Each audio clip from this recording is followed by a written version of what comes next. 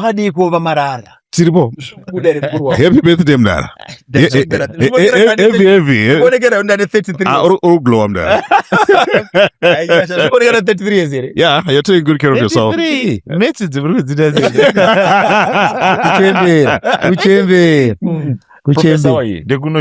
Guten Morgen. Guten Morgen. Kwa hiyo kusema miri kwangu kanaka chose. Miri kwangu kanaka sa. Kwangu na makasaro zvakanaka here.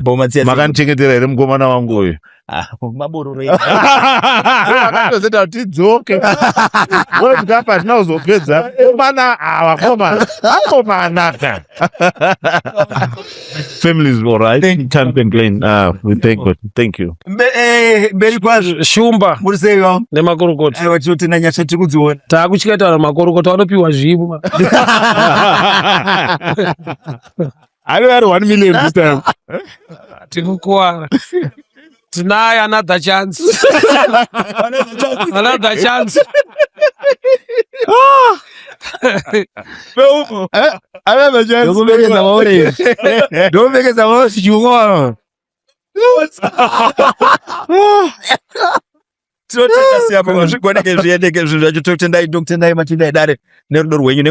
you. Siyabonga. Ngatipinde mtsambare dzedu muzuwana nhasi nichatanga tokumbura tikopinda ine nauti zvatinoita zviya dzakawandisa tsamba dzacho. Rega nditange mutsambe yatinayo muzuwana nhasi. Rega nditangire kumbe ku Another chance. Another chance. Tinotenda. Vedare, help me. Munoti chofanira kubatsira hama. My brother akadzoka kubva ku South Africa achiti xenophobia kubva paakaenda hapana kana chaitibatsira nacho. Chero shuga chaiyo aisatumira. Pakafa baba chaipo akati ari busy nebasa kana sent rake haana kana kutumira. Mukadzi wake chero amai sisters haana kana chaivachengeta nayo. Taingoona mastatus achifadaya. Now adzoka nemhuri yake havana kana chekubata. Chero magumbeze hapana. Momze vakumuti imba yangu yakazara ine maroja. He wants us to help. No. I think itori mhuri yakarasika. Hazvina basa kuti anga asikatumire chinhu. Mwana muparadzi. Ya, saka ndo vanhu vanonakirwa naizvozvo. Kuti ngaone nhamo but ukama ugezwe nesipo setsvina. Ukama ugezwe nesipo setsvina. I think mai vacho varotorasika uchi mamorals. Ane zvaakakanya but mwana mupenyu. Kuri kuti dai kuti xenophobia ina kuitika ku South Africa. Then aya akatifana kufungawo so kuti kana tikamunyima pekugara chapashayika. Hatifana kufunga izvo. Saka inguva yekuti tichimutora zvaakatadza kuita isi tomuitira. Tomudzidzisa kuti upenyu ndozvaunoitwa. Kana une advantage hanzi upenyu ivhira watenderera ka mwana uchitanga kufunda manje zvaifanira kunge akaita. Muchimutora kamuratidza rudo ndiye adzidze rudo patikati ziso haritsibo nerimwe ziso. Hatifusire gomba tichichera rimwe. Because what they are doing, they are just creating more enmity, more bad than good. Because naye futi ari kutotora pfungwa iyoyo ari kuidyara futi mari. Kana zvikaitika kuti anopunyuka futi. Wana futi mukana wokufadaya futi. Imwe nhamo futi iwe. Saka high chance yekudzorera chakanaka nechi. Another chance. Another chance. Another chance. Apoko anopinda another chance. Gachi gara ataura titi. Unoziva hanzi naJesu vacho achitaura. Idai vavengi venyu. Nekuti kana uchida muvengi wako wamuisira mavhunzi anopisa pamusoro pake. Unozose unotsva. Muda kuita sekuisira mvura yekugeza. Sipo munayo here manje. Vanhu varipo vachikuitira unoonzwa kuse unotsva. Hazokanganwa kana zvazo. Ndopaanoona. Anongotora advantage. Panotsvagwa vanhu vechikuru vanozotaurawo naye. Mwanangu wadzidze. Pane zvawaona wabva kuSouth Africa. Zvaitika a month later une zvawadzidza here. So that anochifungwa dzake dziitwe rewired to things that are good. I think imhuri ikuda kungorasika nemweya werevenge. But ngavadzoke pawo tinoti ubuntu. Kudanana zvakakosha. Kuregerera ndekwamwari. Zvinotenda vamuparinga. Yeah, I support Mbeumo. Why? because iye paakaenda uko vanga vakanyorera pasi kuti ada kuzovatumira because pano pambo tiringosungirira munhu ka oza mukuru haisiye kurisivha chete inoendesa futi mari but kuzimbabwe kuno kuti ndiye kurisivha bo tinenge takangoudzana kuti mari inobva uko oza hamastrugula togona chienda kumachechi South Africa vanhu vanenge vakamira pamarobhotsi anziva kunonzi kunofaya chichitsvaga mabasa mwana kutoita mwedzi asina kuwana basa racho saka kunoti echingoti problem yehama dzedu dzemafotofoto hanzi taiona pastatus zodi uko kune nzvimbo dzakanaka hadzisi dzawo kungomira wotorwa hama dzakutokuma hakuna munhu ane bichi ka saka akaenda kubichi apfika shoti ndopakatenderera bichi nejini mbeumo vakurova majini kubichi so saka to be honest hama iri padambudziko inodhiserva kubatsirwa wedza achadzidza hadzidze ihama yedu adzoka atodzoka ari mupenyu utano zvake it's a good opportunity yekumushowa love because two wrongs hadzigona kugadzira chinhu chakanaka saka hama let's stand nehama yedu zvekuti akadai hativerengerane zviri kunyorana pasi mukadzi wake hana kudai amai iye hanombotumira kana anything ko kana anga akaomerwa mafoto haisi evidence yekuti life yanga yakanaka mukuru inoita sei inotumira futi mari kusouth Africa havana kumtumirawo futi haufana uya uzobhadhara mari yadvhetwa nemukuru. Thank you, Professor. Your take on this? I think Mbeumo na Samora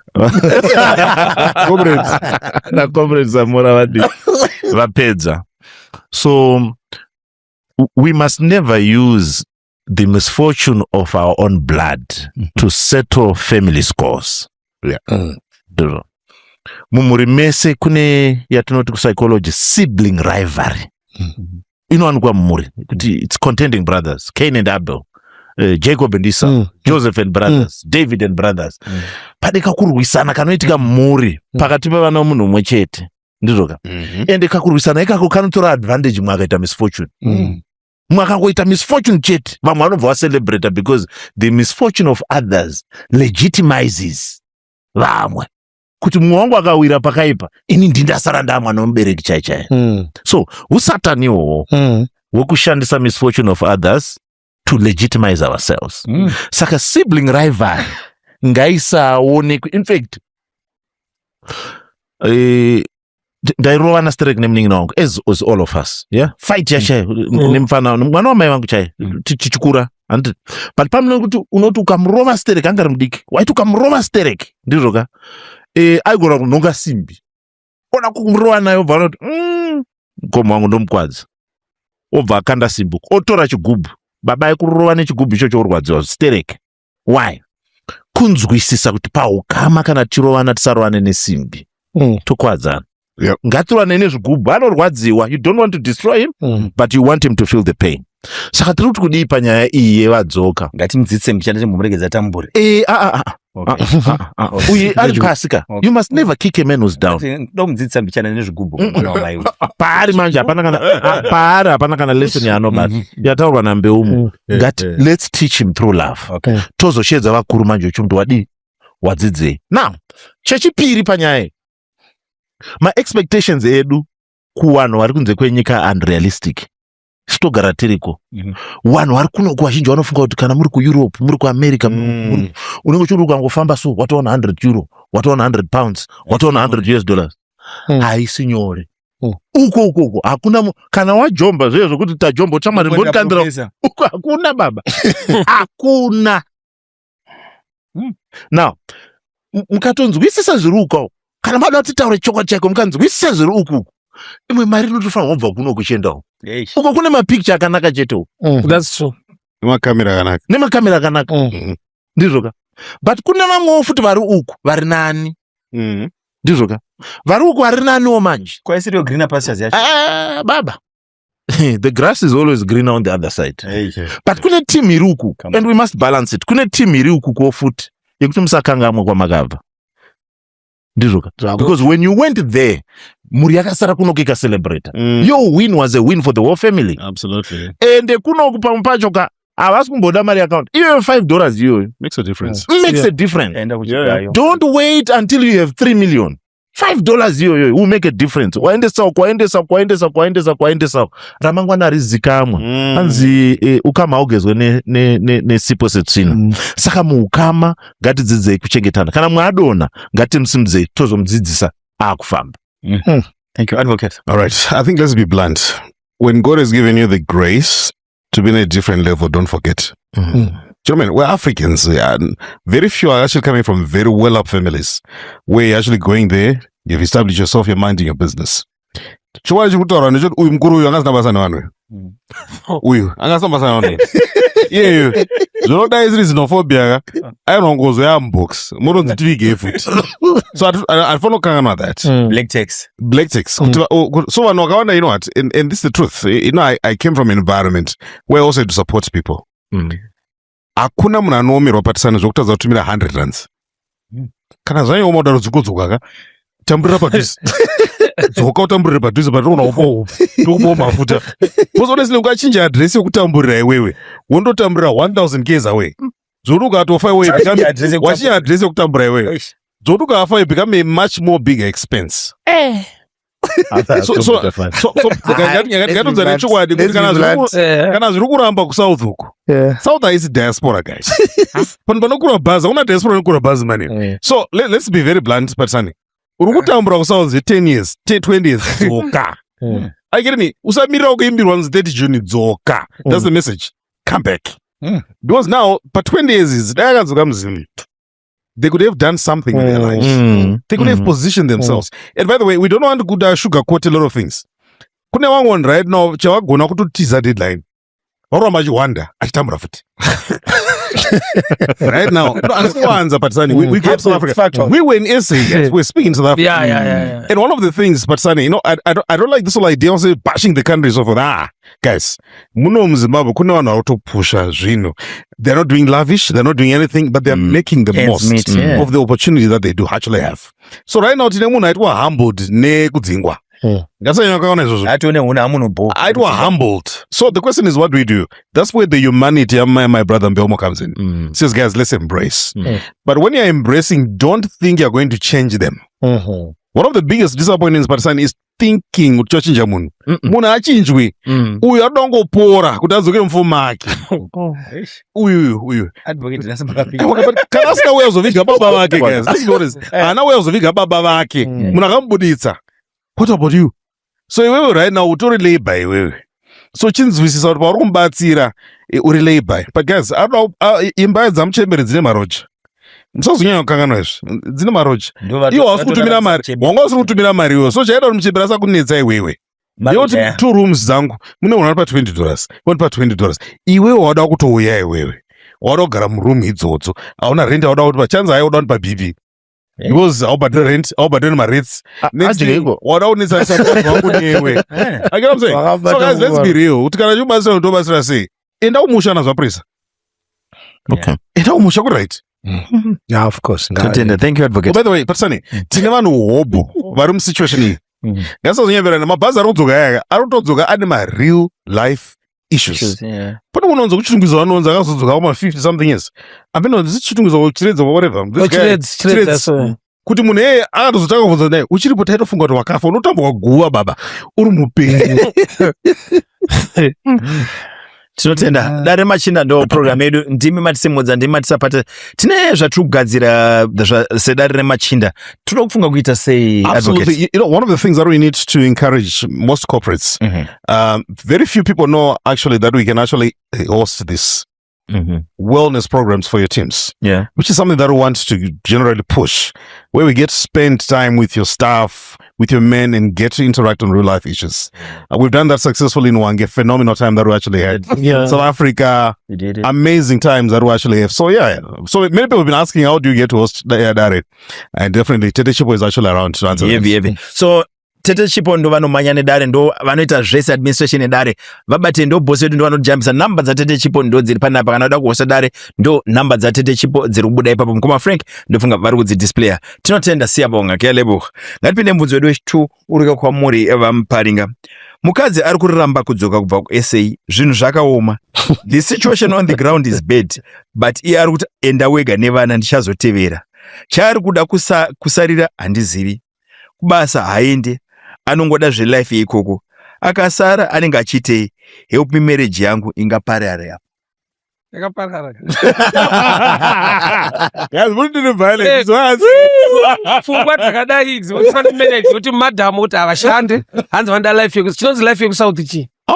Togara tichienda life yeku south ainakidzi usina mari yacho. It's expensive. Ashande. Sa obvious. Hatidi kuti timudzi zvimwe zvakawanda zvingamukuwadze murume. Marriage hapana. Because kwaachawana mari mukadzi yekunakirwa nelife yeku south yaanoda. Amai vane vana vanoti enda nevana ndoda life yeku south onegleta mwana. Avasino basi. Paumai chaipo pabuda. Paumai abuda. Amai mukadzi nafona kuti vana vangu kuprotecta vana. Kwete kuti tsano enda ine vana ndikuteira. Ndoda life yeku no. Woti marriage yangu hapana marriage. Anowasila ne baba. Anowasilira muri. Anowasila ne. Adiko asila mushani chindaripo. Mukadzi akanaka akachena anogona kuita ngemuSouth Africa ndoenda kama flash akafita kuita ngemuSouth African.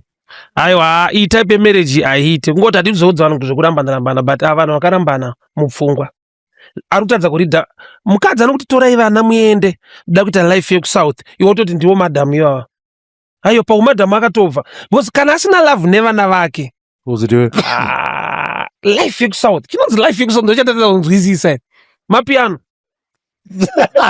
Chanyanya kuda kusouth chikafe. Amapiano. Mapiano. Ganizungisa.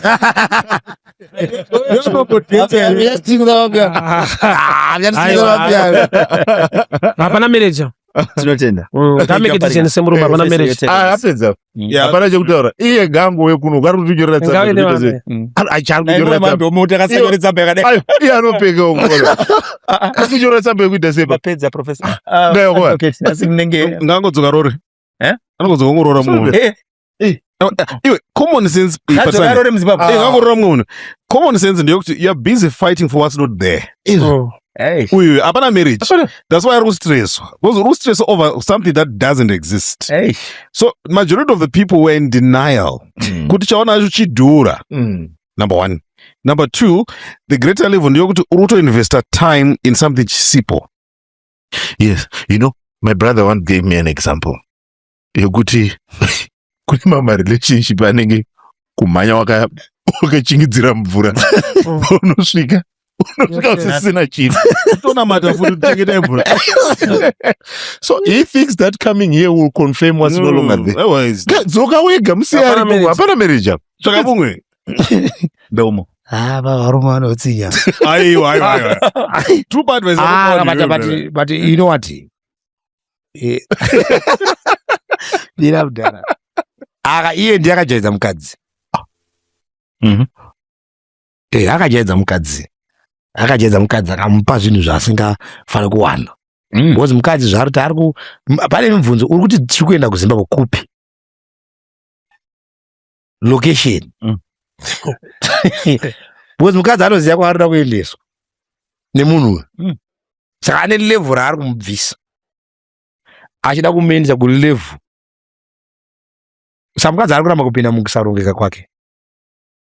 Mukadzi akombera kwaarida kuenda akati zviri nandisarendeke. Ibhinya mukadzi uyu, of course.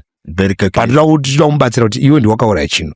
Because ndiwe wakapa mukadzi uyu. Wakamuka uchimugarisa muSouth Africa. Ukamuratidza life yaari kuclaima. Zvokuti mukadzi avasi blinded kuti asinga atotaura kuti ndiri kumudza kuti aushandi. But mukalife manja. Because ndinotorawo malessons. Autoona chibhadhara. Kalife mukadzi akuti iwe anonzi aushandi auzvigone. But akuti kalife kuti dzike uko. Ndikatosara muno. Ungati ndakone ropa nderakuenda naro ndikatosara mukalife. Ndinoona yekutamba. Mukalife. Akamupa kalife. Haana kumuudza kuti upenyu hunochinja. Ndozotofana kuchitaura yato kwatiri izvizvi. Tutoriwo malessons. Kuti madzimai edu watema zvatiri kuvapa izvozvi ngawazive zvinofamba zvakachinja tisi kushandira mhuri zvinofamba zvakaenda nepamwe.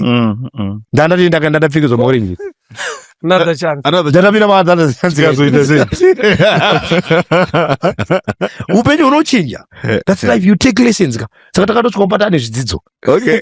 Timaimata. Nandaenda. Bhinzi maimatengesa here. Second chance. Mahectares baba.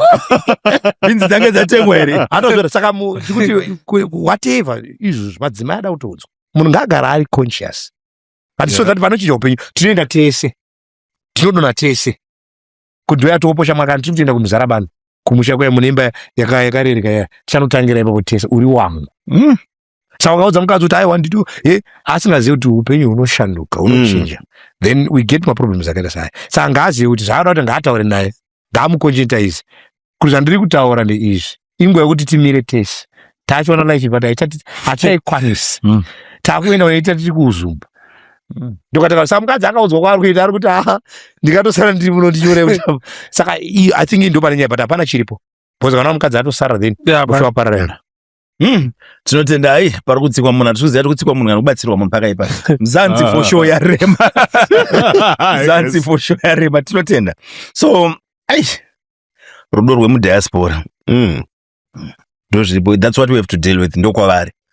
Tinotenda. So you know when you look at life in the diaspora, one need to be strategic in how they live life there. So namai mako we can go for holiday. Paris, we can go to Rome, we can go Switzerland, we can go wherever, Geneva. And it's when you're not strategic, diaspora, you can live for the now. Yeah. Because you get money that lasts you the end of the month. But you need money to last you the end of life. Yep. So one, especially on diaspora, on neighboring countries, we must be strategic. Nasu sure yogurt. Urugaramba yakanaka. But zvawinazo zvinopera kusvika panopera mwedzi. Basa iroro rikapera. That's it. Hausisina chimwe chinhu futi. That's it. And that's the difference, the big difference that you find with people here now. Mukunetseka watenchita uzoti atenga stand yake ku South Park. Nikirina ku Dombo Shower. We are struggling, but we are not just living for the now. We are investing for the future, for the long game. So upenyu unoda kuti tiraramire for the short game, short gains, but long game. Kuti paunozonzo wa 65 uchibva ku South Africa unoya nebach neokapi chete nemapiano. Ting. But you have nothing to show for life. Chinonge changu taunza angari ku South Africa kwa ndiye angari ku Pretoria ndiye angari ku West language. But you have no ne for life. Hapana chiripo for life. So not just for people living in South Africa, even for our brothers who are living in the diaspora. Yeah. Let's be strategic. Absolutely. Life is difficult. I know that life is very, very difficult. There are people who kutwanita ma shift kuti baba wachipinda mai achibuda to make ends meet. And if you are not careful, if you don't put that $5 aside, if you don't put that $10 aside, if you don't invest in making sure that when you come to the end of life, kunokumba turiko tumastende turi kubuda but put something here. Absolutely. So that when life turns around, une a fallback plan. Can I make one contribution, Pasani, through you? Gentlemen, coming back to Zim is not a sign of failure. Let's go read this. Coming back to Zimbabwe, I see sign of failure. That's right. You've been deported. Why do you think you've been cursed? This is home, guys. So we need to correct the thinking in a number of people where they think if I come back to Zim, I have nothing to do. You don't even know their names. They wake up every day and a plan. This is what I want to do. This is the small piece of land. This is what I'm going to work on. They're making things happen at their level. Farming Muparinga Small scale farm.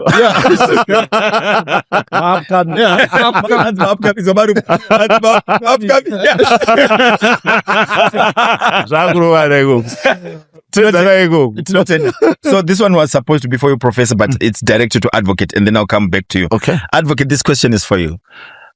Magadi ivedare, mukadzi ari kuramba kurambwa. Ndakamubata achita chiure. I even found her with used condoms mumota make. Gupuro ndakamupa pamberi pehama dzake. Akangoenda for 1 week chete ndokudzoka. She apologized, but ndakazviramba.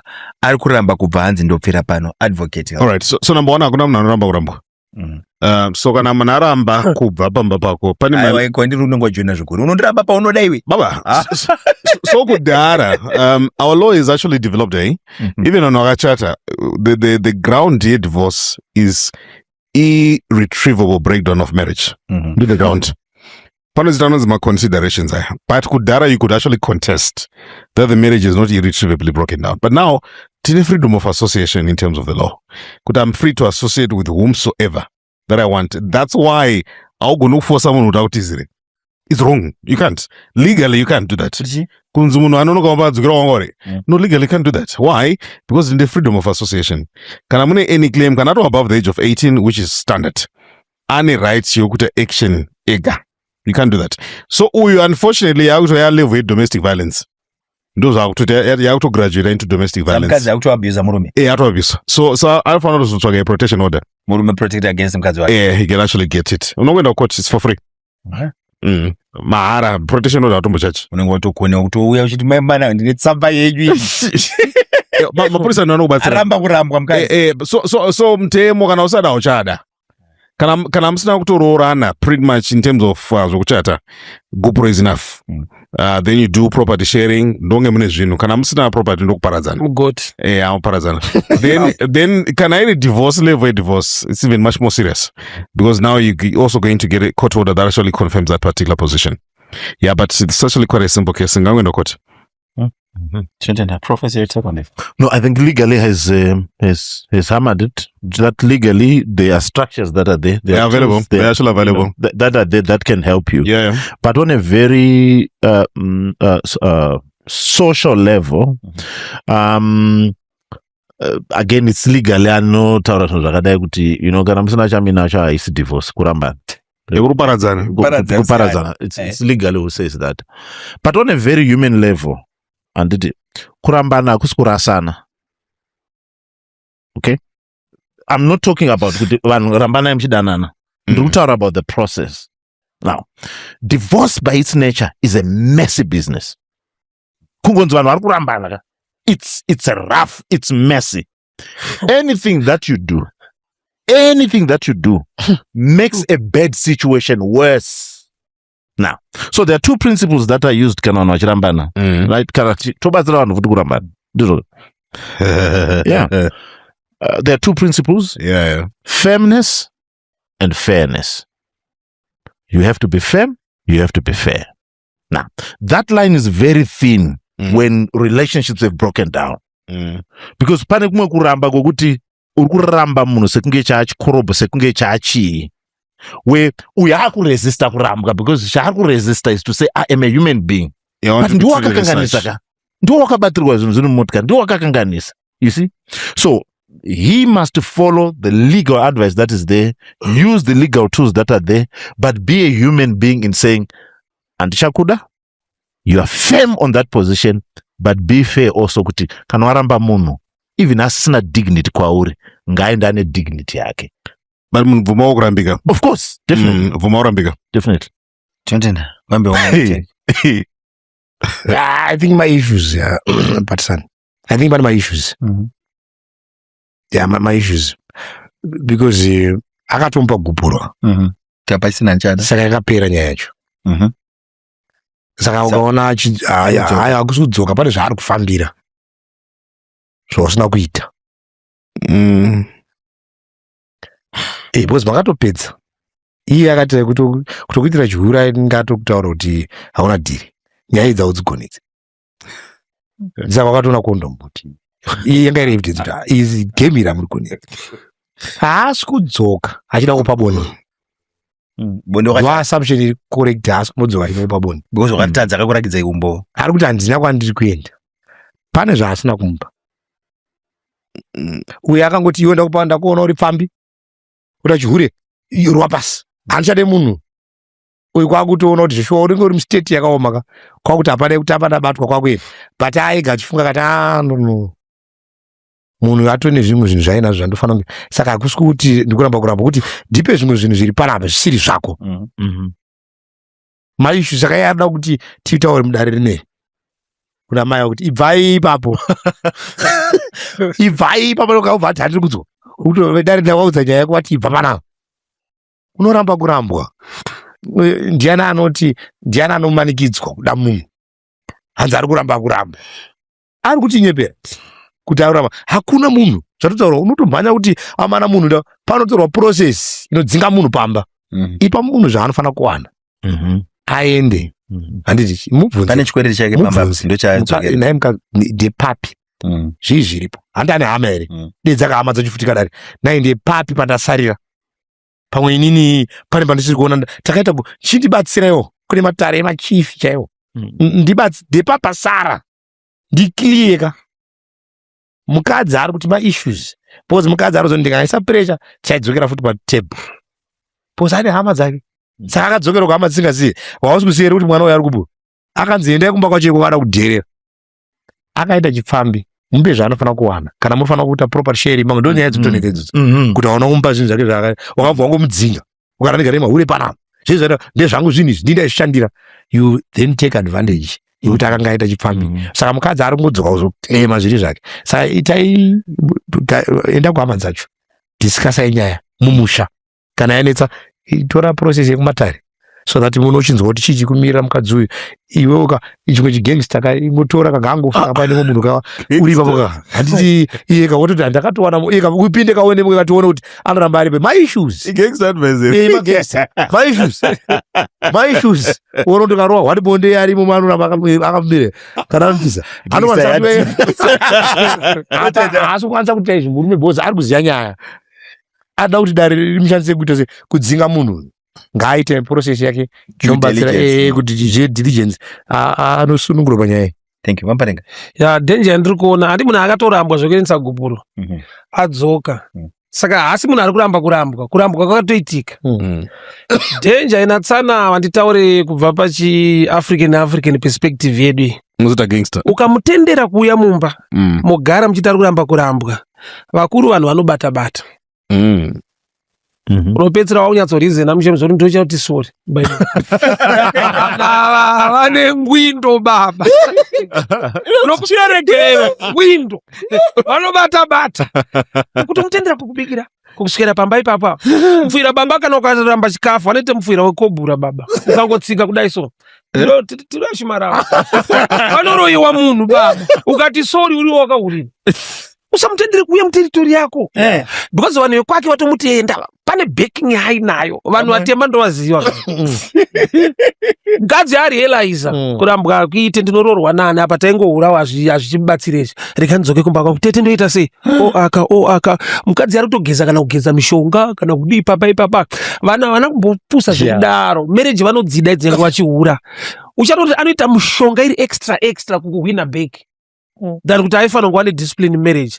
Saka kutogara naye nekumutenda iwe ichotiza pamba ipapo, end of story, uchakumbira regerero.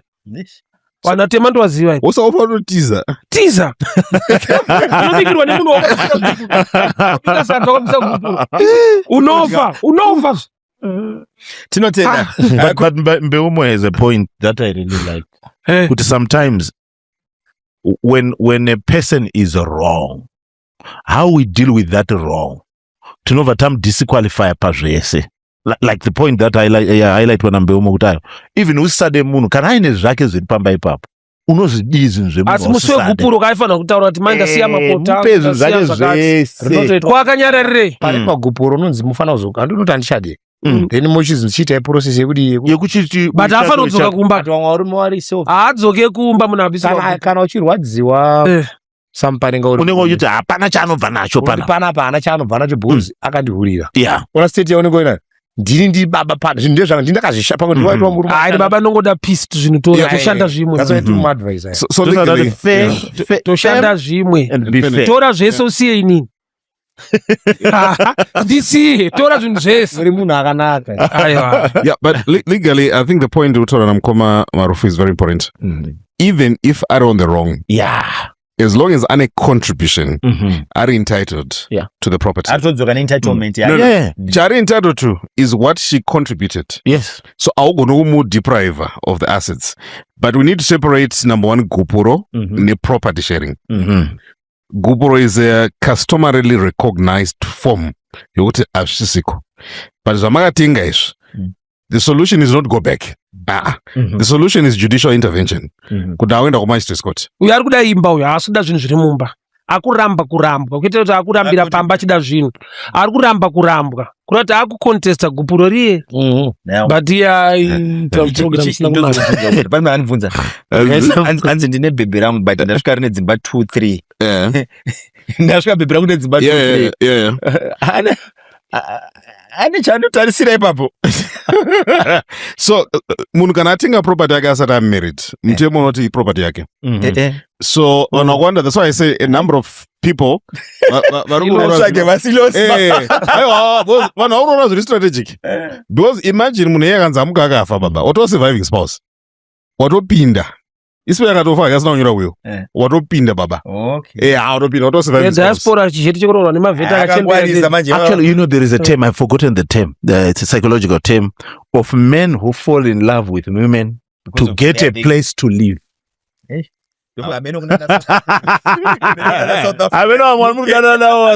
Mbona varungu machembere ekudiaspora. Ana sister wedu anotorwa nemurungu akachembera so kuti akafa notora zvinhu. Nechimurungu chapedza mabhebhe achife baba. Charoora 3 mazimba. Unosvika udenga uchichema losi. Tinotenda. Tipinde mubvunzo wakanangana nemi Professor iko zvino tiri kuti Pepe tambuku chambaika Professor musashamisike. Makuti so Professor, ndakarorawo last year and we've been trying for a baby zvichiramba. Only to discover kuti mwangu has been taking family planning pills behind my back. I confronted her about it. Akati she's not ready for a child. But kana munhu achivanza zvinhu zvakadai, marriage yacho ingasimba nepape. We've been staying together so well, pasina ma problems. But after this moyo wangu wasviba. Help me, marriage yangu isati yaparara. Okay, it's a breakdown on communication.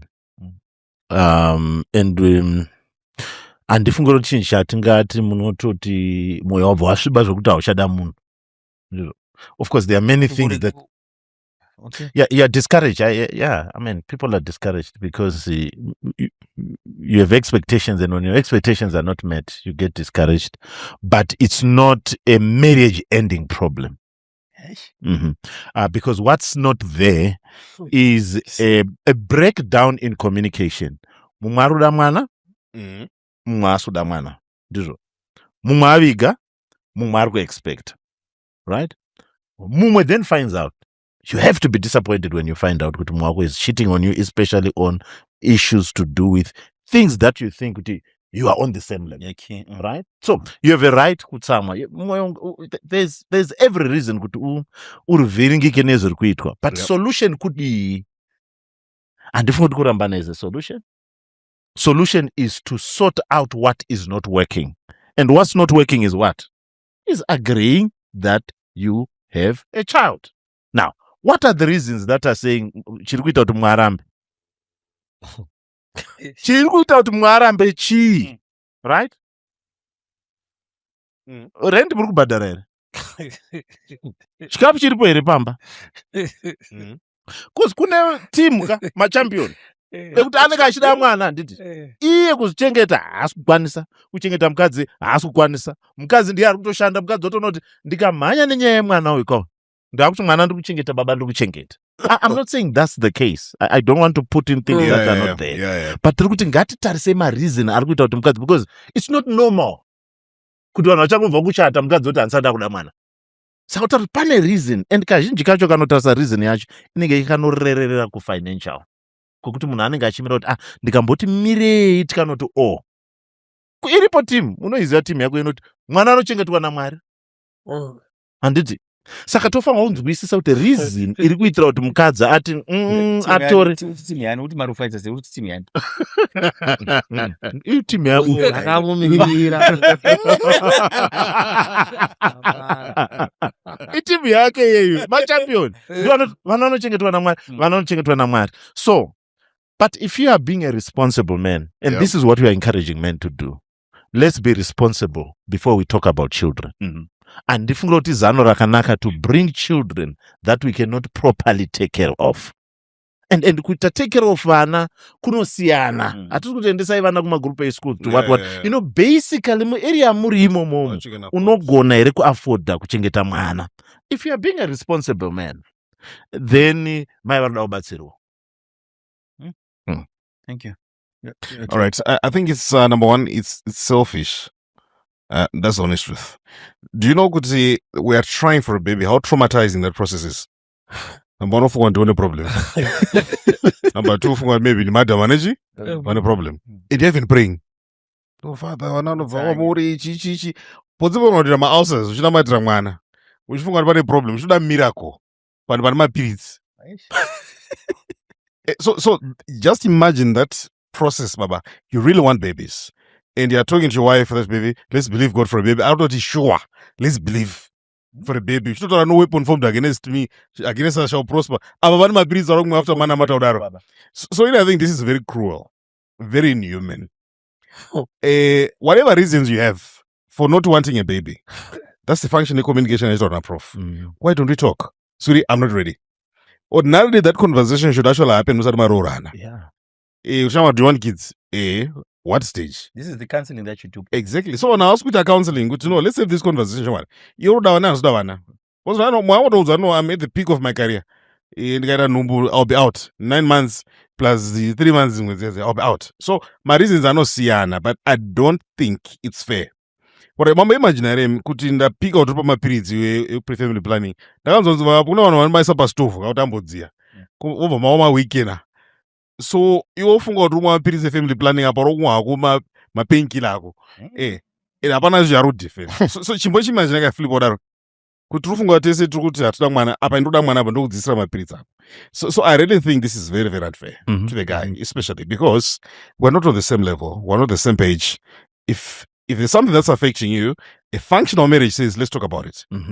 Because that very same reason why you're not talking about it, that's already a red flag. It's either you don't trust him, or you think that if you tell him, he's going to behave in an unreasonable manner, which already means there's something really, really serious in your relationship. We are friends, guys. Should talk about these things. Nekuti advocate varwadziwa, please give her my number and then we'll do a free counseling session for them. Thank you. Tinotenda kana muchida kugara pasi vari batokupa because prof kushedza pava vanochaja ndikunyebera. So blessing mutaurane and prof is willing to offer my service out to you for free. Thank you very much, Professor. Your take pana pamaru. Achazonobatsirwa ke.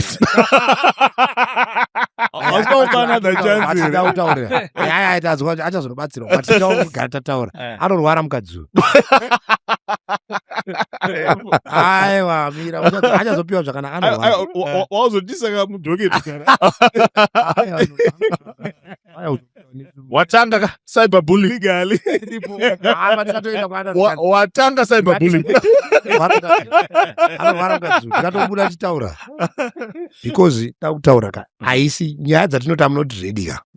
Inyaya dzemwana wechi2 wechi3. Tozatotasa kuti mata hansanda ready ora ndichangobva kuzvara. Une marizi anobatika. Nyama dzangu dziri kurwadza chichichi. Ndandambodaiwo ndamboti ndimbosimba. Ora ndichangobva kurumura mwana. Unobana pane mareasons. Mwana wechi2 wechi3 techikurukura. Ngatite muna December ona ndenda afiti na wokutanga. Bora richangotanga cho. Mechi chamwari changotanga chamwari. Hydration break. Makumbono. Boki banotanga baza. Right. Urikubvirika kataura. Taura nye. Rodura uchadura. But ukuzondora atidi vakadzi vane unyombo kuzvara kudaro.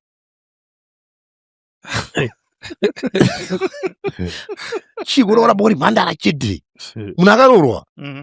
Unokuramba uri mhandara mazamu akamira bedzi. Kuramba kuyamwiwa. Chiwayamwa kaiwe. Aiwa. Ora utamboswera achikwetwa. Because kana wakarorawo mukadzi wechidiki aditi. Una madhara wanga wakangwara. Kana wakaroora mukadzi wechidiki anofana kuzvara. Anofana kuzvara ndokuti zviite zvakanaka. Ukangoita kuti akadai miri wako ukangoti Zvara vakutikana. Zvara vachirungu zvekuchirunga. Vanoona mukadzi wechiti ngazvare. Aika ndozvara wana tuse panyika panapa. Mukadzi wangu mudikeni. Izvo asina macomplication nechii. Asina achiri fitika ngazvareka. Mukadzi wangu ndoichitiki ngazvare. Maita semangani? Inini ndakutaura indikara Stephen. Ndine bhinzi dzakawanda kazochiona ndi.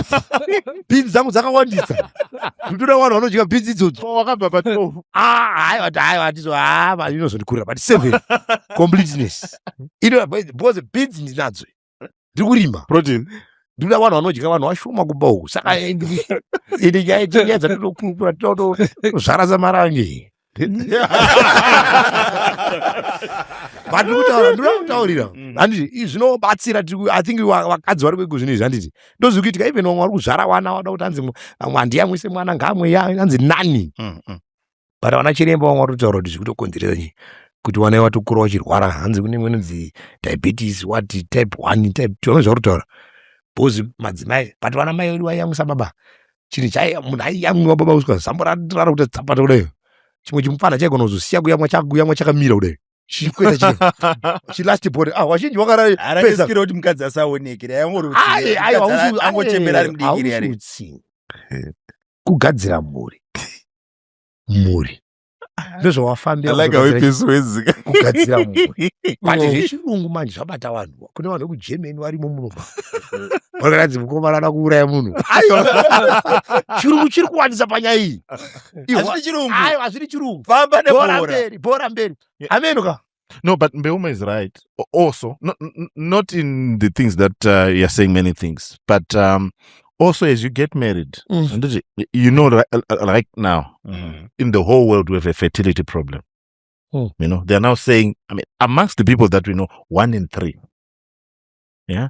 So, and especially for women, you want to make sure that you have all your kids between 23 to 35, right? Why? Because the older you become, the fertility curve drops drastically.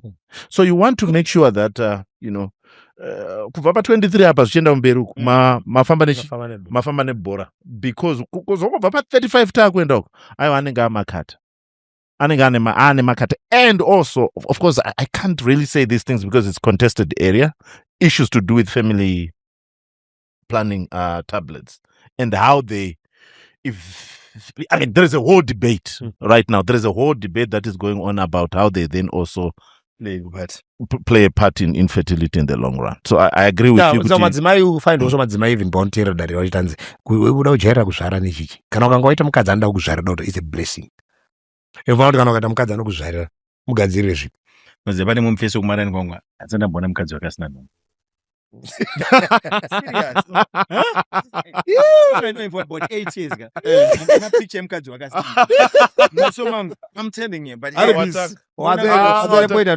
ukaita mukadzi akaita sei anoda kukupa vana uchivada mugadzirire zvipo zvekumurumbidza nazvo because kuzvara handiti yagara itori process yakadii yakaoma. Ivo mukadzi yakaita sei ukazonzwa nyaya dzake pamwe wakubhina akati ndiri kutya I'm afraid chichi because anonzwa nyaya dzacho. Kuleba kune nyaya dzeko madzimai akazonzwa kufunga kuti iye amunzwise tinotonzwisa ende zvipo tinotozvigadzira kuti tirumbidze madzimai edu ari kutipa wana ka because anogona kuenda kuleba akazadzoka. So ari kutora riski. Tiri kuappreciate riski iripo but tikaita mukadzi anotiza manje achindivigira manje rapinya kai tinotenda marufu but iriski kwese utodana nemunhu iriski tara leba love tori riski unonyura no ndinokuitira nazvo ari kutaura but in this matter mwana wokutanga ondimira ini ndiri kufaya zvinozonza munhu anoda counseling zodii tinenge tiri kumeasure level yehasha yekuti gumira apa uyo counseling kuna umwe atoshedzera kuti kana zvadai zvadhako hatizive pfungwa dzemurume kuti ari kufungei basi kana achida vana achivharirwa newokutanga wacho maybe kwaanotobva iye ndiye ega mukomana ariko aridawo vana maybe mukadzi kumbonwa ino ane mumwe mwana wakasiya akatombobereka kudhara ana pressure zvakawanda hatiri kuti tifunge zvakawanda kusvika level iro but level rekutsamwa kana munhu achiitirwa izvi harimezheke zvototi kuya kucounseling hauye Munokansela mukadzi wana kushedza ndakaramba. Because kana munhu ari serious nekuda vana achivharirwa kudai so. Ndikazvisa mutsoka dzemuchinda. Ndiri kufaya uyu mwangu ari nomwape ndozodiscover ndega. Haisi poor communication nato satani. Ini haisi communication mwachino. Zvigure. Nje oti ga. Uri kufaire mwako nje oti ga. Muvengi kawo. Enemy progress. Anti-progress spirit. Yoda kuenda mberi ari kuti hakuna kwaunoenda. Unoramba uchinzi George pana. Zvorwadza tu varume. Of course. Tokona kuziseka. Of course. But muchinda kuramba achinzi George. Akaroora. Goreda. Blajo. Ari kurohwa nepiritsi. Aiwa. Hatizvikwanisi. Zvafunga anogona kuita. Amene pamwe achawe counseling. But zvimwe zvacho unokwanisa kuita. Ngosiyana otsvaga anoda kubereka. Ko unobvuma sei kuroorwa kubereka usingadi. Mumba hamuna drama kwa mune kubereka vanhu. Zvatiri kuda. Wazonwira mapiritsi mangu mumba. Handikurudzire kuenda panze. But kuramba uchinzi black joke unoti remi. Watokurudzira. Unouya naJunior. Vamwe wenyu vari kubereka panze. Vamwe wenyu vari kubereka panze. Wake up call baba. Kungotsvaga chimufana chakafanana newe. Anopinda pressure beta ndibereke. Kwana chiJunior. Ya gangster manje. Chimufana chakafanana newe chongochitipa kuti yauti date. Anozoti ndikasabereka ndaenda ona Junior. Yeah, but you look, I agree with what you're saying. It's not normal kuti vanhu vachangobva unororana mwari kuda mwana mwasuda mwana. So panototaura kuti pane abnormality kari papo. Anti-marriage spirit. Kumweya. Abva ikoko tomuturika maoko. Anoya counseling oya kuprayer life. Ndozvawakaiga. Wanu mapiritsi pachinhu chawakainga futi. Thank you very much. Tinotenda. Topenda ngatipinde muchikamu chedu toma chikuendera nemubvunzo yedu. Iko zvino mubvunzo uri kuna tuti kwawatangira kwambeumo. Ndiko uri kwambeumo tinotenda. Kusaiba. Tinotenda. I don't know whether these are red flags or what.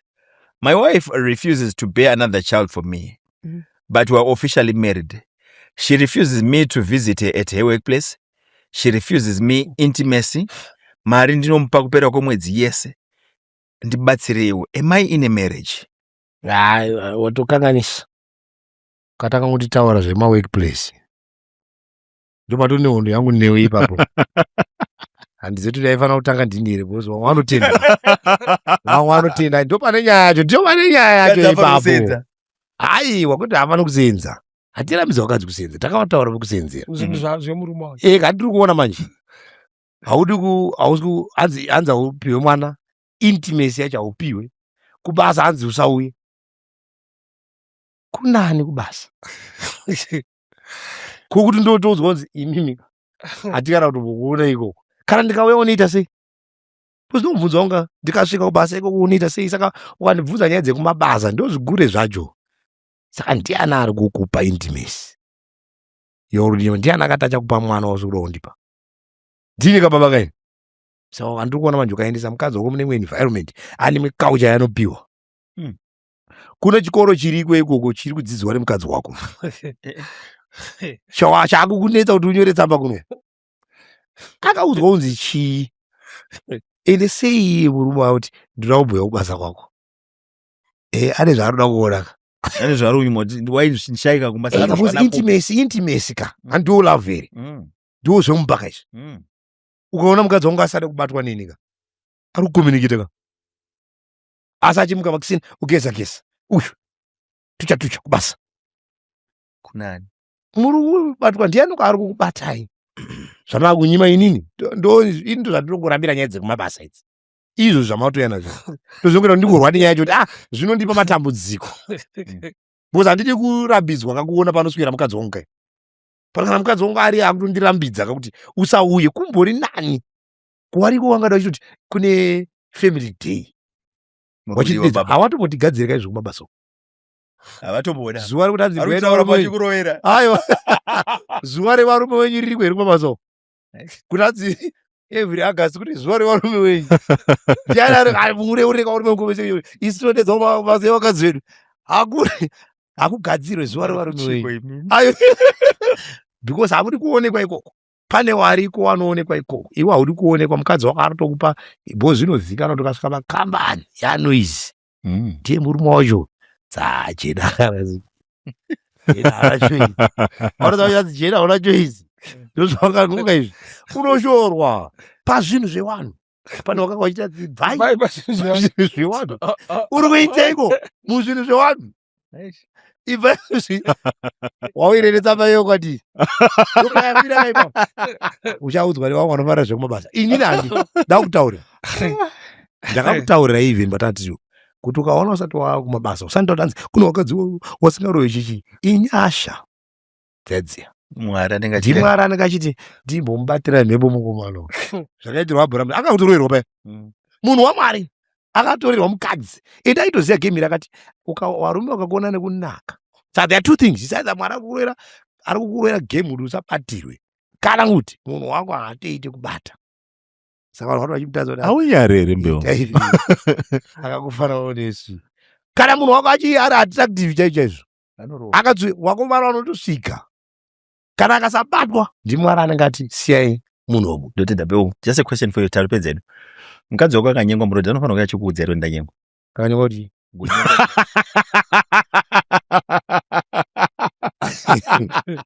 handidi kufunga ndakagara ndakutaurira ini ndakuudza nditi ndinoziva kuti wakadzi vanonyengwa.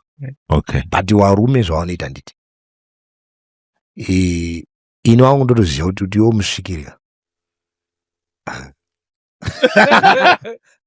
Ndautaura wakadzi vanonyengwa handiti, but wakadzi wane zvavanoita zvinoita kuti even wamuona uri munhu anonyenga kuti vanga vapfura vanondova problems.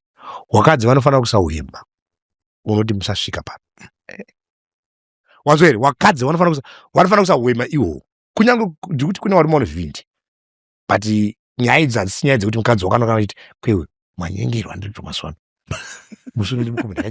ndingonzwa nyaya idzi muinde ndozomuti chigare kwamunonyengwa ikoko. Mukadzi anofanira kutoisa hwema wekuti even ukangomuona nditi unofanira kungoona kuti no ayo kana ndikuti zvandiri kutaura izvozvo. Mukadzi ngaaise hwema iwowo, zvakakosha kuti ona sapota achindudza rabhishi idzodzo, because inini handiri kufunga nyaya idzodzo zvokuti ndiri panapa ndiri kutofunga kuti mukadzi wangu ari kunyengwa izvi ndakagara pasinonzenzeka ngadhiri nyaya dzake ikoko asati achinditaka ndira kuti totosabatina zvanga kutanga kuti imbomira pane nyaya itika nhasi ndiri paindira no munhu wepanext door anonyenga seko mukadzi wangu anenge areruka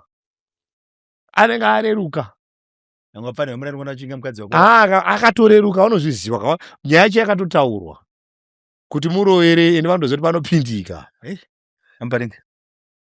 Yeah, to me akanyengwa nemafriends angu ane right yekundiudza why toda kubvisa mbudzi palist yemafriends, dzimwe imbudzi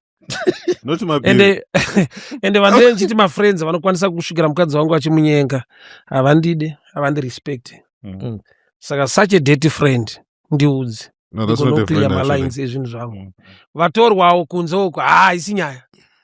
Pana ava unodeserva respect kwavari vakatokunyenga vari kunyanyoshora inini. Saka handivatoresi mafriend ndiudzi ndibatsire bo ndichaakomodheta dzimwe mbudzi museko rangu nyoka vasiri magood friends. Totenda ko uya ari kurambidzwa kusvika kubasa nemukadzi nekuchichi mukadzi ane power andi anotokuziva basa kwacho unorambidzwa zvokuti unosiya wakasungirirwa mumba unoite kana wapinda baba unosvika pareception ndauya murume wajena uya ari madhouya munyamba ndokuzosvika unzwa kuti vabuda nemurume wavo unoudza vamwe story because haasi akuomesera ona akupa polisi iyoyo uchiitedza somehow yawika. You have the right yekupfuura neko atokuti musauye kubasa ototi it's okay ndichanyora tsamba angu kuti waramba utiwe kubasa aiwa unomujuma kunosvikika baba kubasa kunobuda dzimwe nyaya ka dzingabude kumwe kwese ingosvika uone unonzwa dzakawanda. So this guy wonyimwa futi intimacy ine handikurudzire kurambana asi kurambana kuriko ende zvimwe zvezvikonzero zvandinovaluwa inini kuti musiyane bozi apa makatorambana ka mukadzi wako ari kuramba kubatwa newe. Unozati wepanze vanotobvuma mukadzi achiramba. Mukadzi ngazizive izvozvo.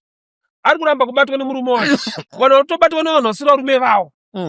Iwe utone right ende zvakatenderwa kamba katoroorana ikodzero. Saka ukandinyima kodzero mumarriage. Ndoiona so type yedu inobuda. Hapadi kana counseling manotes akubuda chete. Hanza hapadi counseling. Unokansela uchinyimwa. Ari kukansela wacho akatoguta. Professor Nwazi.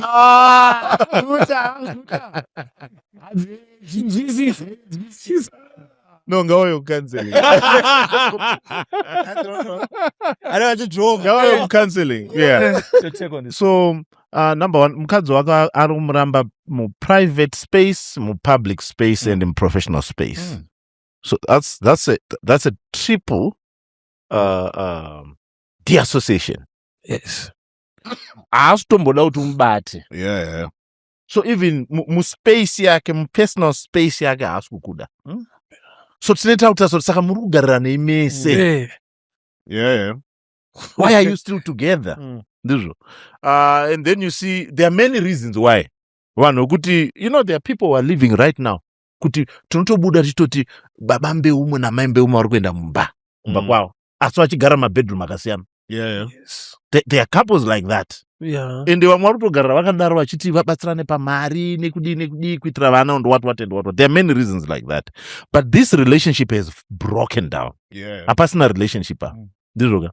Even tikada kutaura zvokuti hanzi kuenda kubasa kwacho. We can also look on other sides to say kana muchienda kubasa kwavakadzi haikuenda kuenda unonyadzisa mukadzi kubasa ikoko. Because mukadzi wako asandi kushanda kune rimwe basa. But mukadzi uyu manje ndiye anoita kuti vana mbeumwe vaite manyemwe. You see? Hero qualifies vana mbeumwe kuti vati vakadzi ngavasaende kupi? Kumabasa. Inini kana ndichienda kubasa kwamai mako inini. She's a professional. Ndizvo. Kana ndichienda into a professional space. Andiende ndakapfeka mapatapata. Because ndinonyadzisa mumwe wangu. I'm a reflection of her. Ari kubasa ikoko achinzi ndi-financial director mai mako. Anditi. Pandinosvikawo ndinofanirwa kupinda mudignity yemurume wa-financial hand. Because my wife is a reflection of me. Munoona zvandenge ndakaita. You see mai mako in all this. And when you see mai mako, unoona kuti aiwa kakachengeteka. Ndizvo. Kaka. Aiwa kakachengeteka. Kakachengeteka. Aiwa.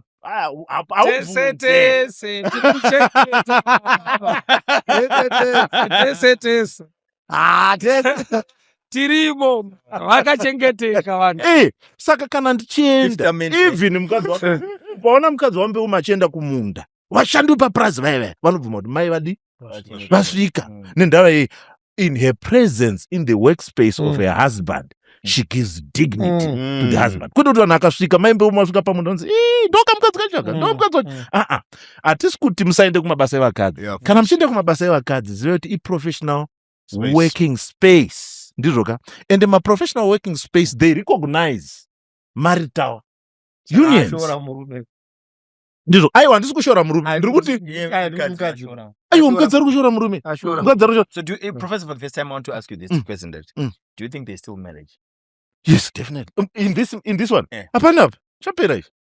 Hapana sina juna. No counseling. Beyond counseling. Ayo angawe. Ku counseling ngawe because tinodzoredzera. Things that have broken down. This is beyond. I mean, she's refusing this man in every relational space. You see? So then you want to know why. Because that's not what Nzo is doing to you. Yeah. That's not what Mbeuma is doing to you. That's not what my Marco is doing to me. So we then look at saying, okay, why is this abnormal behavior there? Because not all women are doing that. Yeah. Saka ngawa yetu abatsire but mukadzi wemanje dance. Thank you. Legally. All right, so this marriage is ripe for divorce.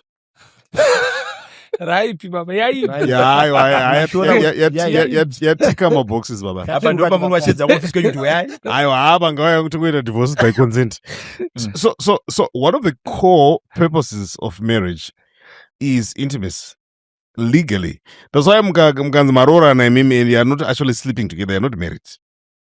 Because tatutadza kuta kick off that particular union. sleeping together. But it's a legal requirement. Yeah. Oh. So right now, that's why if a third party comes into your union, you're allowed to sue them because they're depriving you of intimacy.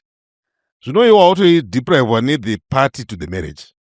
So we are thinking of denial, but right now you rather face the hard facts, move from denial quickly into acceptance. You know that 5 stages of grief. So quickly graduate. So My stage. yeah, it must say so from there that to acceptance. I'm denial. Fecho utanyora tsamba mudenial. Yatoya iri mumaoko, yanyorwa iri mumaoko. Okay. Zvavataura vauya nayo vari Kudare. kudare. Thank you very much. Ngaindiverenge tsamba yacho. Makadive dare. Endiri mudzimai akaroora akapindwa mba nemuchato nemurume wangu. Anoparidza, anobata basa raMwari zvinotyisa. Ndamumba I discovered that my husband is totally a different person than muparidzi wandaifungira. Anondirova, anondireva nehama dzake. Pamwe pacho anotaura pafoni ndiripo kuhama dzake kuti ndine chikomba. Asati ambondibata nechikomba. Anotsanangura about nhengo yangu, my private parts, kuhama dzake, achindiሾropodza achiti anobuda mvura. Apedza kudaro, oda kurara zvake neni. Hapana chaanditira muupenyu. Haana kana drezi rimwe chete raakambonditengera. Mapensi haatenge. Zvese ndoita ndega. Haandipe mare. Akaudza mwana wangu musikana kuti mai vako vane chikomba. Mwana akatsamwa iko zvino anotaura mashoko iwayo ekuti ndosaka mune chikomba. Murume uyu haadye chikafu changu.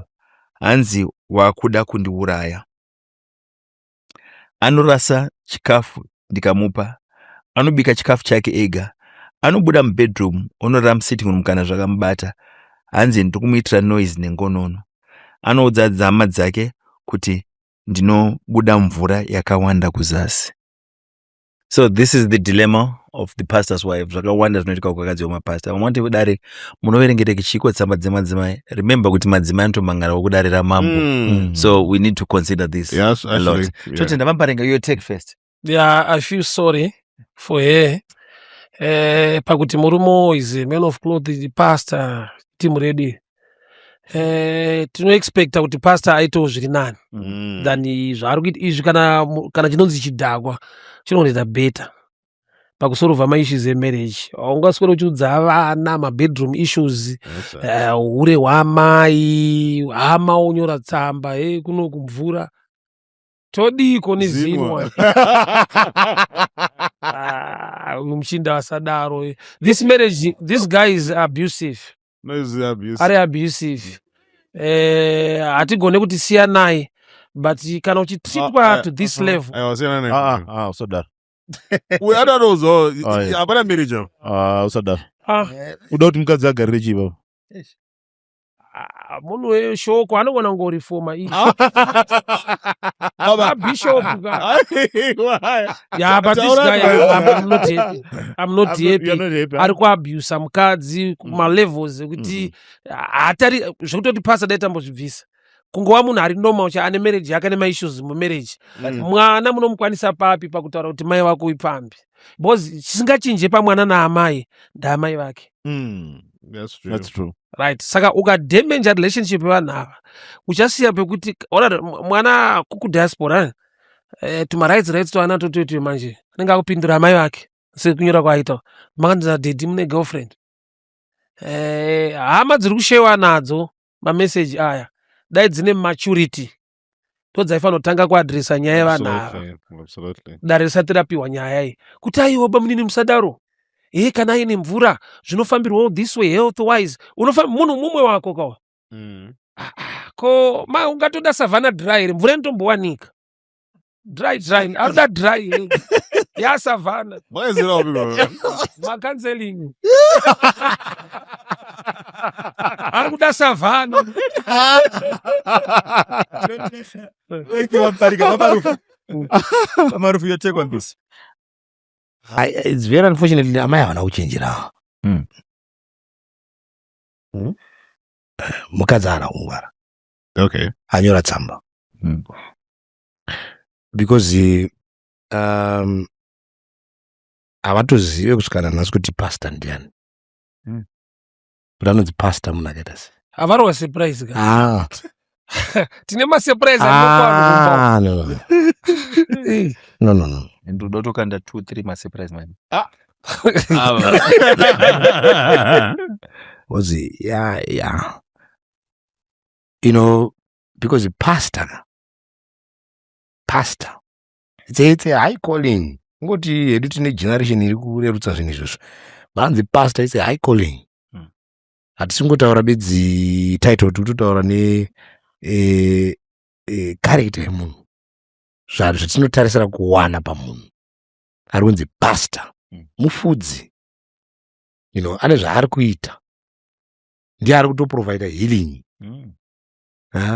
Kana mvura yakawanda kana ndiani kachidi achichera imwe achikupa tsime racho matsime aka yakazara takazotokupa mai vachiti vakaita basa rakanaka unoenda izvizvi nyaya yemukadzi tese tangoziva kuti dzinopinda makazara mvura muzini wamataurwa unlimited waters.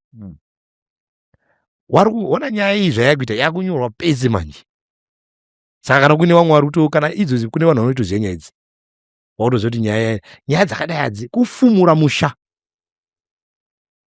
Unotaura zvebondera nevana manje vakutaura chihure nemunhu ari kunzi pastor unofidha sei wana nyaya yakadaro.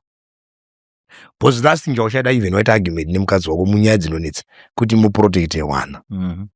Because angawanza wakuramba naizvozvi akunzi hapana marriage ndozvachinonzi bureka warambani wana wachaenda namai. Vanzi vana vakaenda nehure. Hanzi vana wacho wakutaura mai kuti imi muri hure. Saka ndipastor wapawa. Ichi chipi ine munhu akadaiwo. Pamwe ndeyake vanhu vari kuvhura kamachechi. Ndopane nyaya ka. Amai ava vari very patient.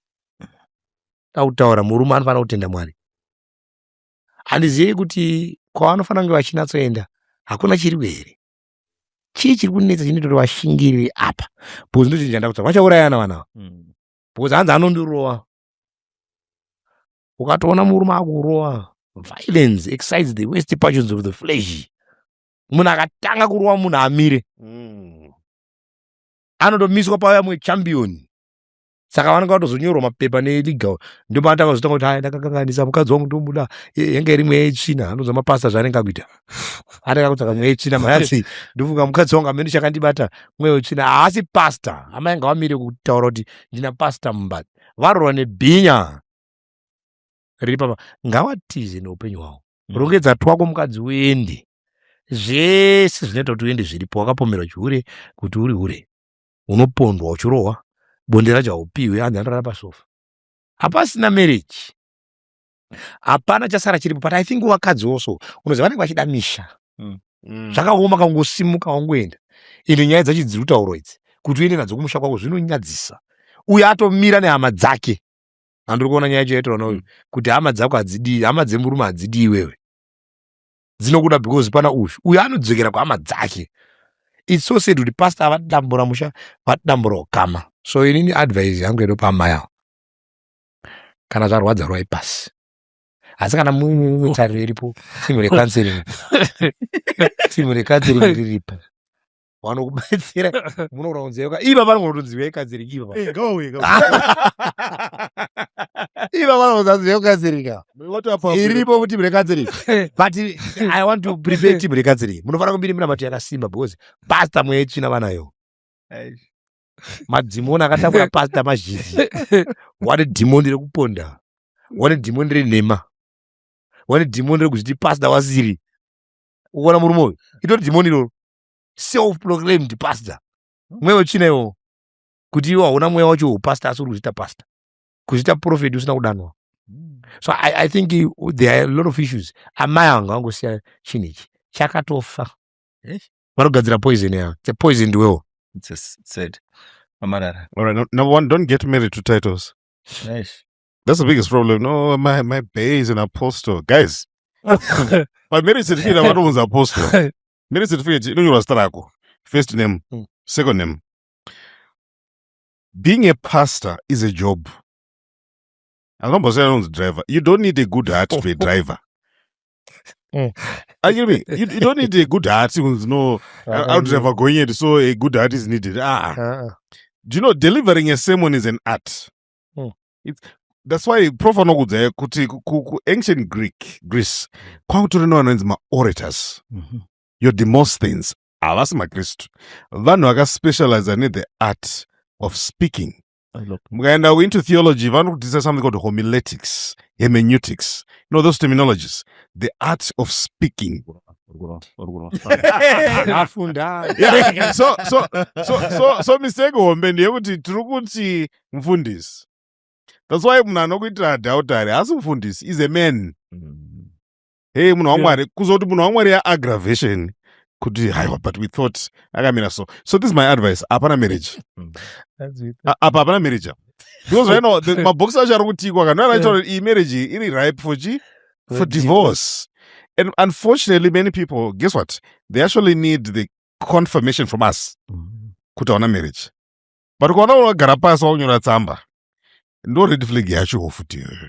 We got but this is very toxic, number one. Very abusive, number two. Very cruel, number three. And I think the first thing she needs to do is stop going to church. Yeah, mfundisa. Gara gomba. Sanda church. Your son does nonsense. Chinonzi mufundisi gentlemen. I see title, it's your life. Ndo inofana utiratidza kuti uyu munhu waMwari uyu. How are you seeking to convert people into a kingdom that you have never seen? Uchitadza uyu wari kunetsa kuti anzi wawanda mvura. But honestly speaking, some of these things are beyond people's controls, gentlemen. As you see, within control. So if you can't love a person as they are, be kind enough to let them go. Yes, that's true. Oh, thank you, profound. Wow. I don't even know where to start. Is there counseling? Yes, we have to counsel the lady. She's in trauma. That's trauma speaking there. Cancel Bishop. Bishop, angaindogena. Ayo Bishop ada. So don't chat to this. Bishop, angaindogena. Hakuna Bishop wakadai so.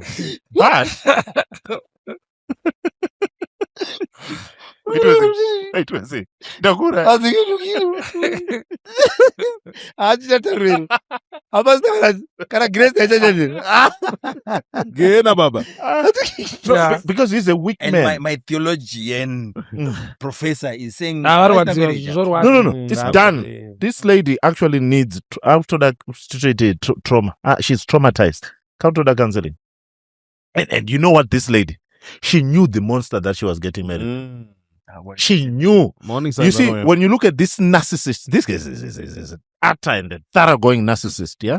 You don't wake up and this monster is doing this. Unokushoma signs.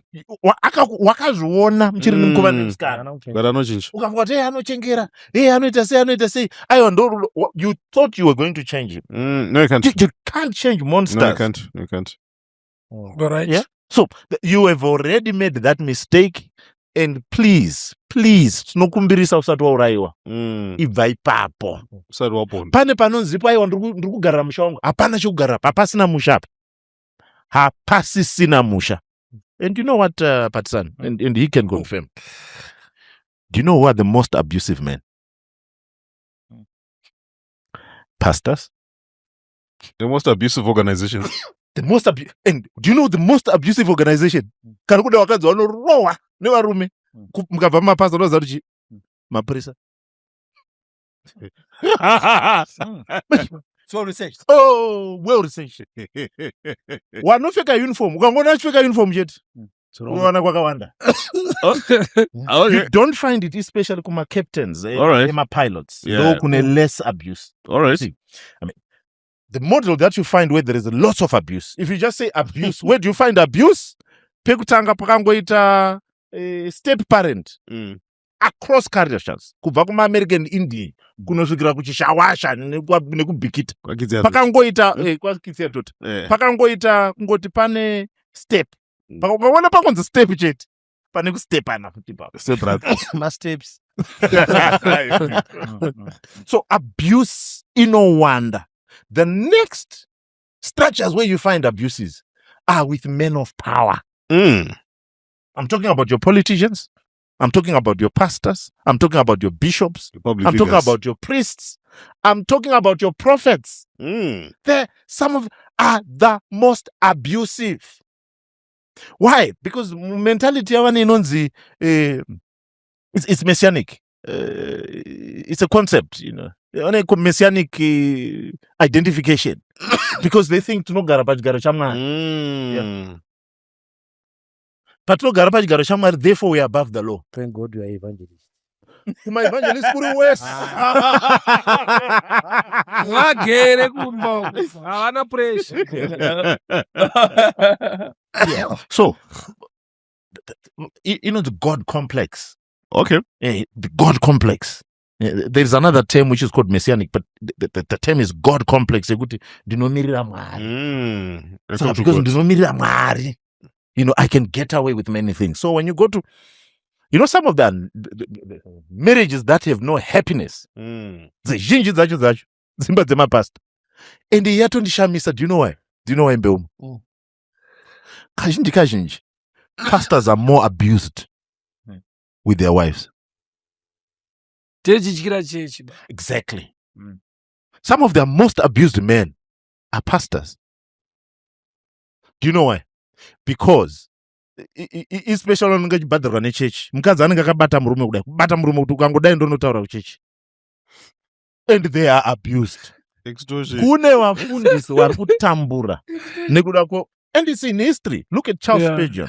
Look at some of these guys who are now Wesley. In history, Pastor Mumusi, I'm not joking, Bill. I'm not joking. And this is not a joke. Yeah. My church member, Pastor, it must be Anointing, Baba. yes, between Charles Spurgeon and one of these guys who wrote hymns, Wesley.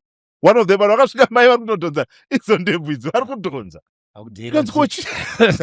I'm on interview. Now, so in these men, when a God complex, there is a lot of abuse. A lot of abuse. And you need to think twice before you check if he's not a monster. Because a lot of monsters hide behind verses. I'm telling you. Now, I had the privilege of sitting down at Prophet Makandil. We had a wonderful, wonderful discussion. What a man of God. My father. Yeah. And he said something that, I've been thinking about this for many, many weeks. And we're not talking about, Basaraj Fundis. We were just talking about Basaratunaita. And he says something that is profound, that, when you work for a big man, you stop living for yourself.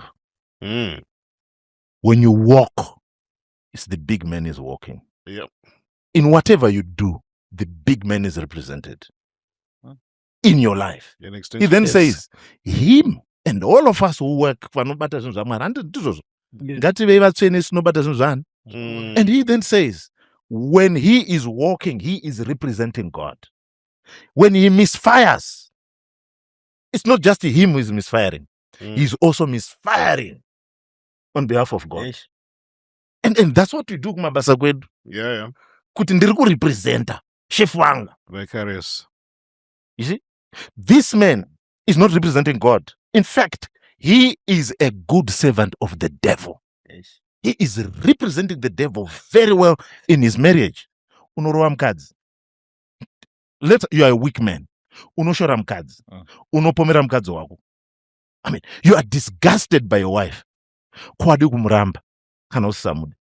Murambezve kana usisamude mwana wa vanhu. Their dignity. Iye mukadzi wacho ari kugarira ipapo. Tiza neupenyu hwako. You must live. Toda kunzwa kuti wabva kumba ikoko. Iye ngaasare. Anotsvake because and ukanotasa murume ipfambi. Okay. Kana asiri kudya kuna mai ari kudya kupi? Munhu waMwari. Ari kuwada matsime anomboenda kumatsime. Ari kudya kupi? And ari kukombea tsime ramai neripi? Ruizi Jordan.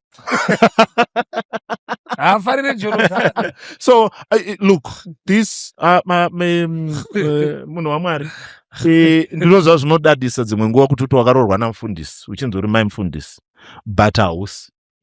Murume wako haasi mufundisi. Murume wako ari kumirira Satan chaiye in how he has treated you. In fact, usati waenda, dai watombogara nevakuru vekuchechi uvataure nhamo dzako, so that they know the monster who's reading verses for them. Tinotenda and delivering them. Siyabonga. Tisatenda mubvunzo wedu wekupedzisira, toda kutenda vanoita dare Remachinda Refy. Kune timu iri behind yamusingaone but vanomira nesu 24/7 vanoita dare ribude ridare. Kuna Boss Frank ndovanobudisa mavisuals amuri kuona audio zvese, ndo vanozvibata, ndo vanozvifambira nyaya dzacho. Vane mufana vanonzi Mill ndiye anenge ari paside pavo. Kozoti Boss Mabledza varipo, ndo producer wedu, ndo vanomira kamufana kekuchechi. Boss Mabledza. Kozoti tete vakuru, tete vedare, tete chipo Masivanda, tinokutendai.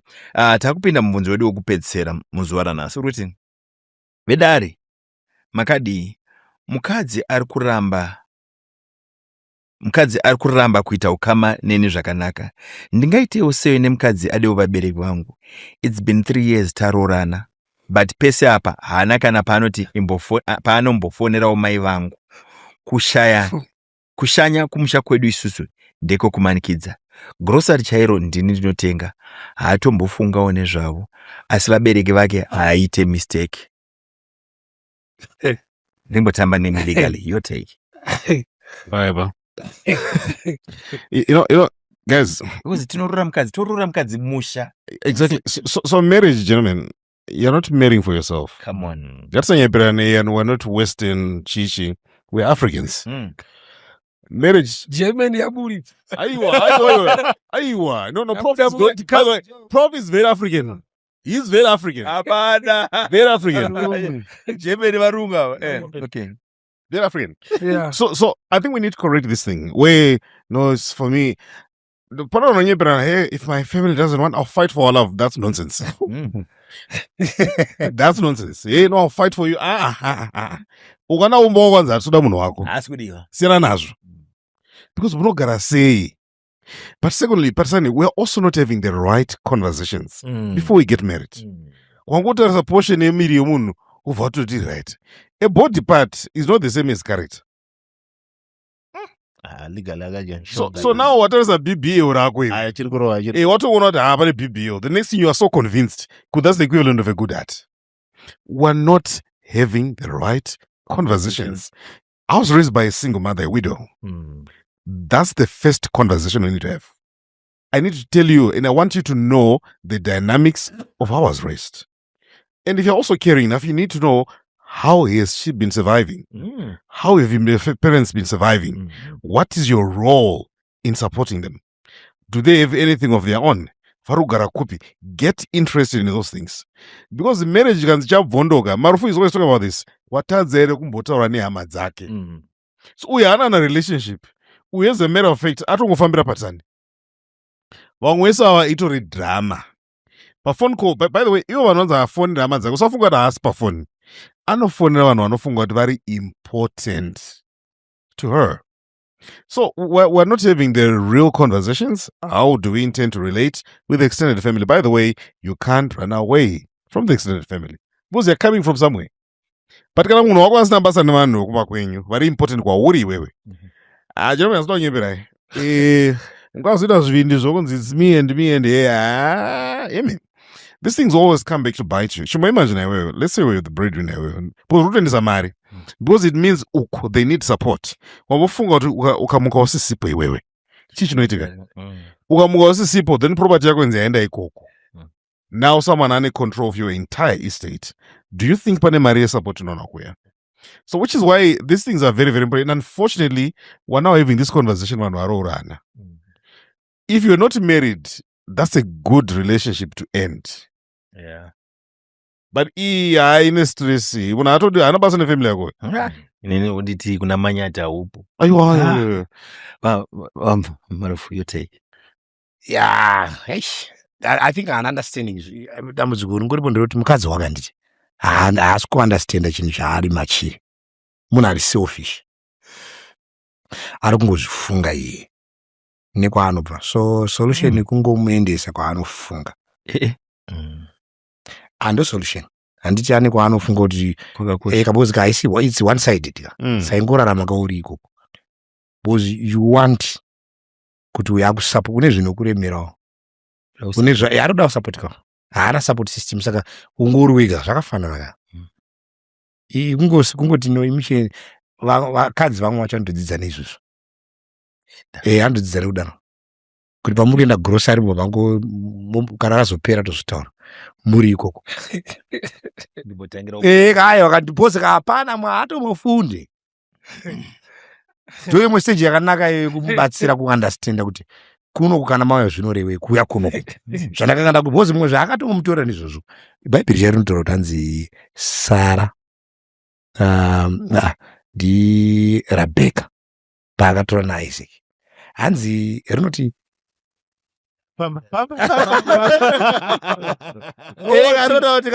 paakatora Isaac paakapinda naSara ungana naRabheka hanzi akamunyaradza hanzi akamunyaradza because aichema akanga asina mai akanotora nzvimbo yamai wake akachinyaradza pakufa kwamai wake akati sei no in her life kuti auchanzwe mhepo yekuti handisina mai I'll cover that gap uya auya kaeka ari kuti vese vanonetsa ndauya mai vemusha vamazwana vanotowisa mhepo unzwe ndikuti akutora nzvimbo akazvokuti neiwai wari kuti hanzi imi Jimmy akatunzira simbi yebasa mwana zvake nango kasvika so unonzwa kuti uri pamusha muda kuti akuwaridzira aita sei mama muda kuita siko makuda kuti nderi mama pane jovial vakaropafadzwa unonyara sokuti hama dzangu dziri unonyara kuti woita siko kuti nyaya icho chiita sei kuti uende kubasa kuti ndinokasweri pano bosi unoziva kuti ndinodzoka paine nyaya munhu akaisa muromo mumino wakaropafadzwa kana uine mukadzi ane hama dzako anomira newe kuti even zvanzi chichi iwe watotanga kuti hanzi unogona kusvika murume atoni maissues kuti mama unoti kani unoti mama unorora chiko ngatione kutamba namama ngatiwanamatire let's pray for mama uri mukadzi anotoisa masolutions muzvimwe zvinhu zvekutokunetsa kuhama because muukama mune nyaya mune urehwa mune zvinotaurwa zvakawanda mukadzi manje toti wana munhu anofanira kusimbisa anotanzi grocery kana mai wakawana chaanowana havana kana switi rauri kuzowana saka ngaaende kwaari kuisa maswitsi ikoko kana ane understanding yekuti chinhu ichi chaari kuda chinorevei mozotanga kutaura haana kurayirwa kwaakabva ndozvinotanga kuzwa kana waenda muroora kana waenda mwana wangu ugare zvakanaka ikoko usazonotinyadzisa because uyu ari kutoratidza kwaakabva ane kuudzwa kuti hama dzinokosha so I think pane dambudziko ngaadzorere munhu kwaanofanira kuenda varayire munhu nhasi makachaja ako mala Muparinga I've got an example. I had a phone call nezuro madam achitaura namomzo wangu vachitira fita here dress riye mama andira kutaura nyaya yedress naye ndikati asowatengera dress sokanzi ada kuti muchemberi wangu acheni ndakabudisa $50 chihoro ndakabudisa $50 ndikati baby the way ndikukupa mari ika I want to thank you hatina kugara pasi tikachironga unotofunga mai vangu to that level ini ndiri murume ka handi kufunga madress amai zviri kure but mukadzi aukwanise kumbovatengera mbatya dzemukati you can't do that iye anotoziva manje saka ndakamuti I want to thank you ka warevive chimwe chinhu mandiri kuti you are part of me because unofunga mai that level mwana akabva kune vanhu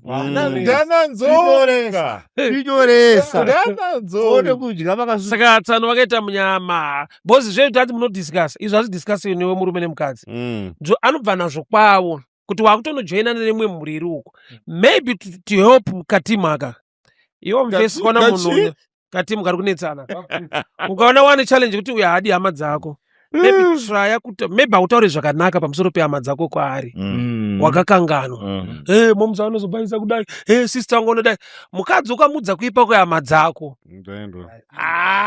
kuzodzida kunyepa chaiko chaiko saka chaungagone kuita kireta nyaya kana dzisiko kuti mama mafungiro avanokuita vatombonifonera muroora wangu ari sei kireta kwekuti vagone kudzokerana pave kana uchiri kumuda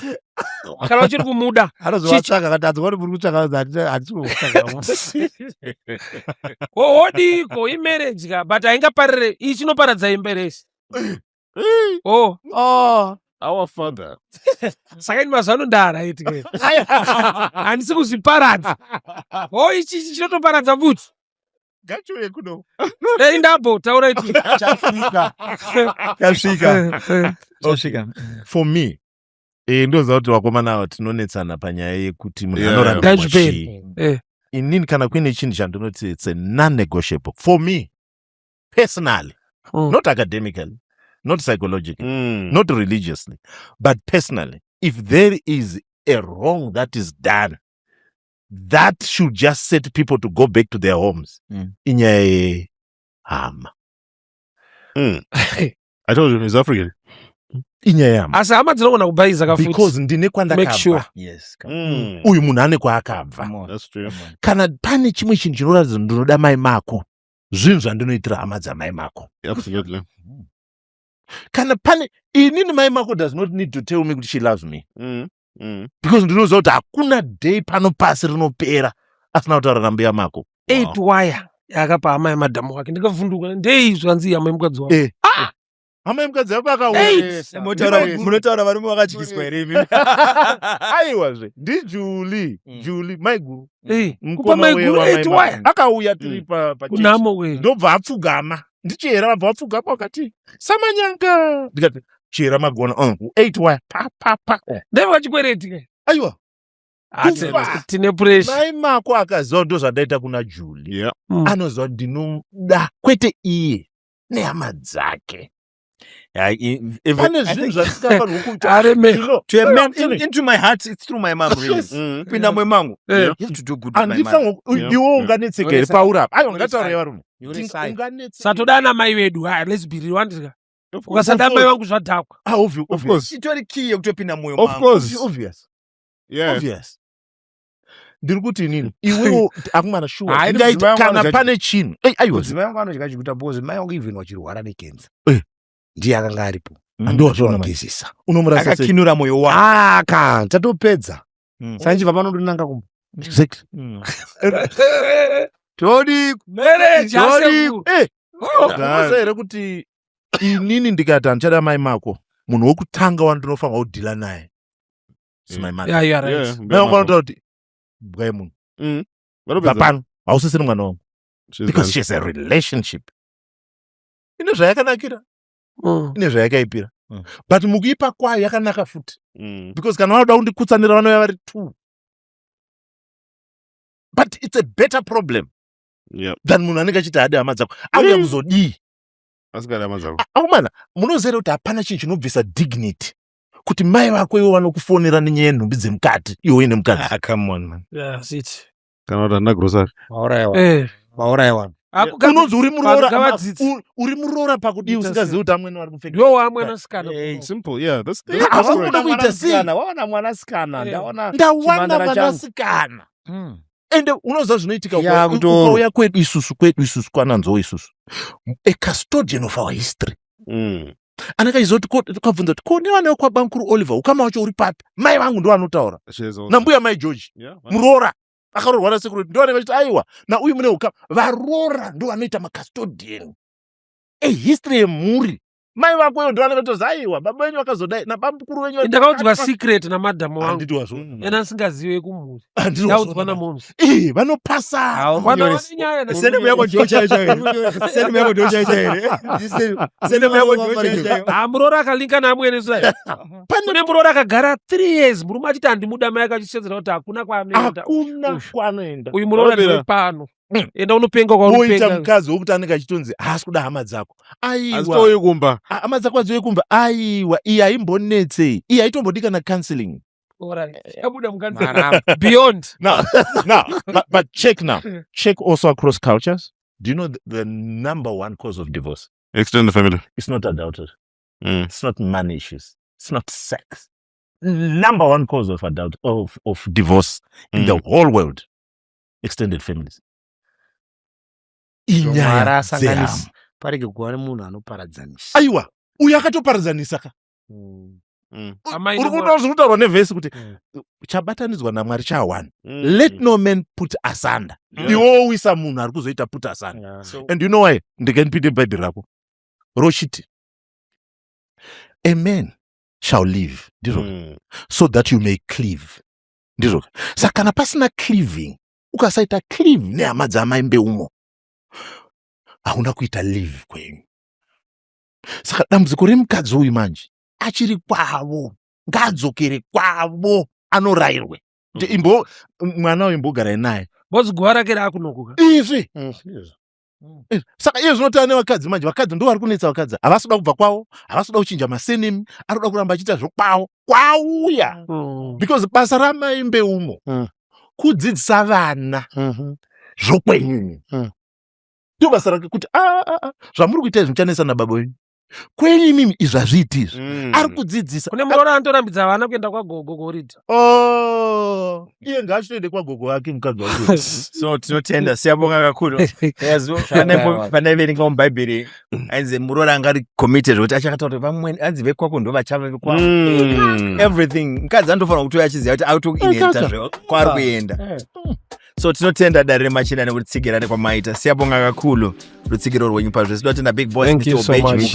Rudo rwenyu rurambe rwakadaro tinotenda zvakanyanyisa.